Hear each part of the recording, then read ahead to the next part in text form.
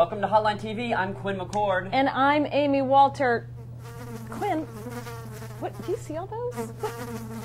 Oh, wait a minute.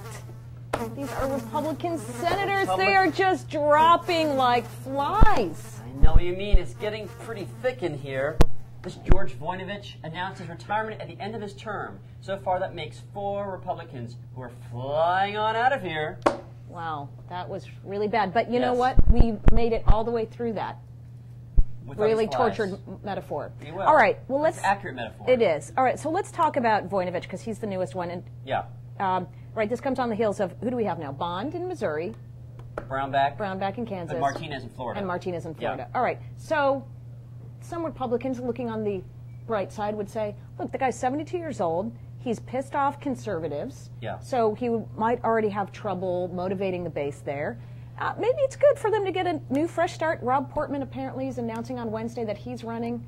I mean, is this true? Well, timing is everything. You know, I mean, if this was 06 or 08, we'd be looking at these open races in swing states and be like, oh, the Democrats are going to win them. Right. But, I mean, you know, the cliche is true, 2 years is an eternity in politics. And who knows what the atmosphere is going to be like. I mean, obviously, you know, the good news is it looks like Republicans aren't so despondent on their chances that you can't get good recruits in here. I mean, Rob Portman would be a big deal. $1.5 million. He's not saying that he thinks, you know, Republicans are doomed in Ohio in 2010. He thinks he has a great chance. And, you know, Democrats probably have a strong bench in Ohio because they have all the statewide office holders for the most part, except for one. But the difference is, you know, all the Democrats in Ohio would actually have to leave their current seats, their safe seats, to run for the Senate. But, you know, at least Republicans can say, listen, we got the first strong recruit here. Democrats, now it's time, you know, your turn to bring it. Well, one interesting thing about a potential statewide candidate, Jennifer Brunner, who got a lot of press this last year because of all of the controversy over absentee ballots, et cetera, early voting in Ohio.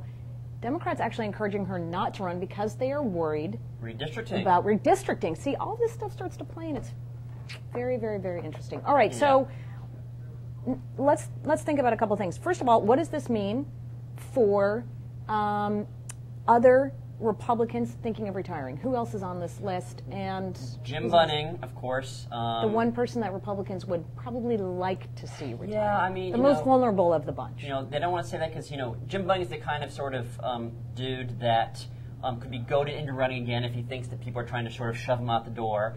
But, I mean, when you think about it, listen, the guy had no excuse to barely win. I mean, in 2004. Right, I mean, barely win. Right. Bush was winning by 20 points. It was a no-name state senator who came out of nowhere and almost beat Jim Bunning. That's right. And, you know, that is kind of the warning bell to say, listen, great, you won your term.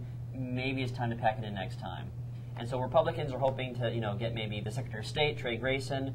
You know, Democrats are going to field your real candidate. Just because Democrats have lost all these Senate races in Kentucky hasn't diminished their interest at all. In fact, it seems to have encouraged it. Yeah. That we've gotten this close. Surely we can get there this time. All right, my question is, what does this mean for somebody like Kay Bailey Hutchison? All right, she's talked about the fact that she's going to resign her seat, go back to Texas, run for governor. This would mean a special election in Texas. Yeah. The NRSC can't be happy about having to spend all this money that they're going to need in Florida, Colorado, et cetera, on a special. And Democrats have a lot of big names saying they're going to run.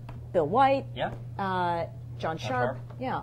I mean, do you think that she changed her mind? Do you think it's... I think Kay Bailey Hutchison is going to do what's best for Kay Bailey Hutchison. And that's no knock against her. I mean, that's probably true of most politicians. But, I mean, it's hard. they think of themselves? Yeah, sometimes they do. I mean, I've never heard that. No, but, I mean, it's hard to run a gubernatorial race if you're stuck in D.C. And how many people have made the transition directly from D.C. to the governor's mansion? If anybody knows, it would be you. Well, I don't know offhand, but it's hard. It's not done. All right. So, you know.